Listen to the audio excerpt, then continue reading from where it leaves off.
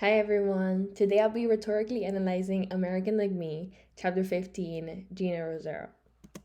So this is basically a preview of her chapter and like the summary, and it basically says that she was born and raised in Manila, Philippines, and she's a model, host, producer, and trans rights advocate. So pass is a method used to rhetorically analyze an article or a passage. So the P stands for purpose, and in this case, her purpose is to show her struggles as an immigrant in a brand new country, and also show like her culture to like other to the audience.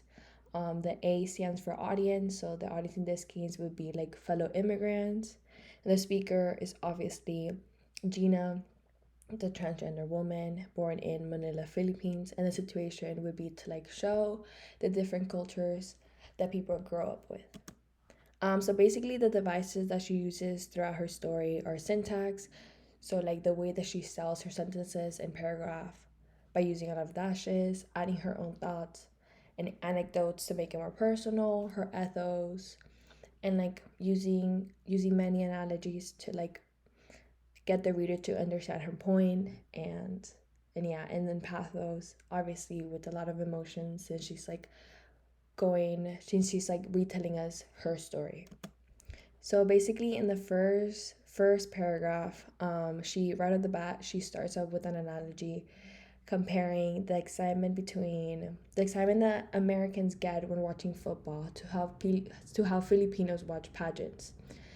By adding this analogy at the beginning of her story, like right at the beginning, she finds a way for the reader to relate to her without even saying that many words.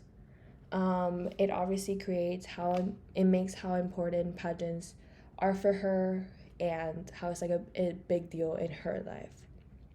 As you can see, like right here and here and here, she uses a lot of dashes to in between her sentences to say her opinion, which allows to add a glimpse of her own thoughts and personal opinions and all of that into her story. So, same with the second paragraph. Right now, she addresses the irony in her country, how people do not like address the pageants as transgender pageants, even though that's what they are. And it's just ironic since that's what they are, and she knows that it's ironic. Um, so then later on, this makes a comparison to America, where they actually do call it transgender pageants.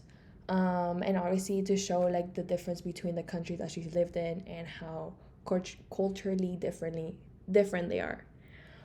So then like over here at the bottom, she adds in italics this sentence, and she's appealing to pathos in order to make the reader understand what she was thinking at the moment, and like obviously all of that makes it more personal since she's including her own thoughts. So paragraph 4, she makes a lot of anecdotes through her story, making the reader understand how she got to where she is and going through her life story and telling us what her family believes in. Like for example, here, many generations in her family, um, they're like they like m- moved to the United States for a better life once they're older and all of that. So I feel like it's a way to like get the reader to get where she's coming from, and yeah. So then paragraph 8 and 9. So then like it says like and that is how I became a 50-year-old beauty queen literally overnight. The rest was story and I was hooked. So before that sentences, she goes through her life event by event in order for the reader to understand how she got into pageants and how that became her life. And obviously, with this method, the audience acknowledges her journey before she even starts talking about her new life and how being in pageants affected her. She also states how starting to participate in pageants made her feel more confident in herself, and it was a way to like escape her like actual life. And adding this personal thought in this section of the story lets us know exactly what she was thinking, allowing us to get a deeper understanding of herself and everything, again with the italics sentence, and to just like lets us know, makes it more personal, more casual, not so formal and like strict. So then paragraph 12 and 16, Geena makes another analogy where she's comparing her friends in the Philippines to a safety net in her mirror.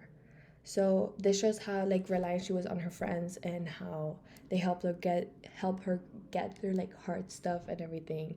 And obviously this section is an emotional appeal because she's showing her vulnerable side, and she's stating her emotions at the same time, like saying how she was heartbroken and homesick when she moved to America, which was obviously very hard for her since she left her like old lifestyle and family and friends behind. She also later on makes another analogy between San Francisco and Manila to help us understand how she felt when she moved. Um, so yeah. And then paragraph 17 through 19.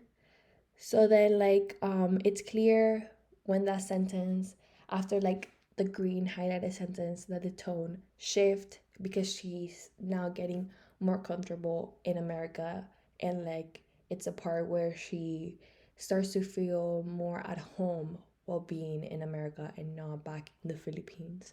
And she gets more comfortable and starts being more herself and finds her hobby again. um, so then the paragraph 20 through 22. So in this, she gives us an insight of the things she has learned through life and everything that her experiences have taught her to maybe like pass on to the audience, maybe like let the audience like recap on their life and apply her like advice, or like recap on her experiences and learn from them and all that stuff. And she also again provides her own thoughts on how she reflects on her past and see how much she has grown. And also again she creates another analogy between the difference of acknowledgement of the term transgender in the two countries she has lived in. Like in the Philippines, they don't like directly say transgender pageants, like I said before, but in America they do. And obviously like she's just trying to like make out the differences between the two. And then the last paragraph, it basically like overall just shows how like her process that she went through, and like how finally after all of that she's starting to feel like herself again, and she's starting to be happy like she used to be back in Manila. So I feel like overall she's just like trying to like demonstrate how hard and lonely immigrating to like a brand new country can be, but to show how she was able to overcome it, and she grew and became a better person and got new opportunities. And yeah. So thank you for watching.